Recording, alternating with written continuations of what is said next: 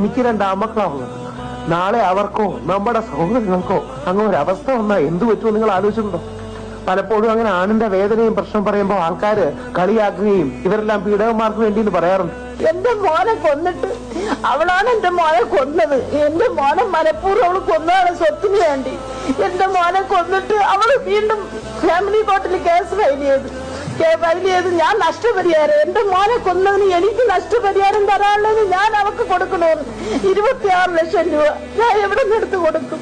എനിക്ക് കിടക്കാനും പോലും ഇല്ല. എന്നെ നാളെ നിങ്ങളുടെ കുട്ടികളോ മറ്റോ +2 പഠിക്കുകയാണ്. അങ്ങനെ +2 പഠിക്കുമ്പോൾ അവർക്കൊരു അഫയറോ ഇഷ്ടം ഉണ്ടായി. മറ്റേ പെൺകുട്ടിയുടെ വീട്ടുകാർക്ക് ഇഷ്ടമല്ല. അങ്ങനെ ഒരു പോക്സോ കൊണ്ട് കൊടുത്തു. അങ്ങനെ 20 വർഷം കിട്ടിക്കിടക്കുന്ന ആൾക്കാർ നമ്മുടെ ജയിലിലുണ്ട്. ഞാൻ ജയിലിൽ കിടക്കുമ്പോൾ നേരിട്ട് കണ്ടതാണ്. അതായത് +1ലും +2ലും പഠിക്കുന്നു.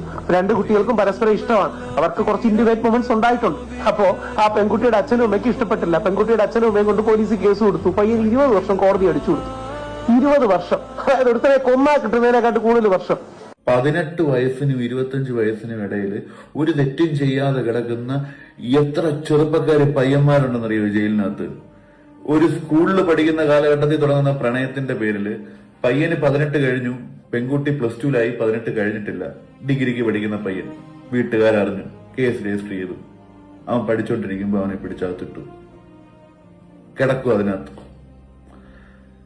നമ്മളൊക്കെ ഇറങ്ങാൻ പറ്റുന്ന ആൾക്കാരാ. 14 ദിവസം അല്ലെ 20 ദിവസം ജാമ്യം ഇറങ്ങും.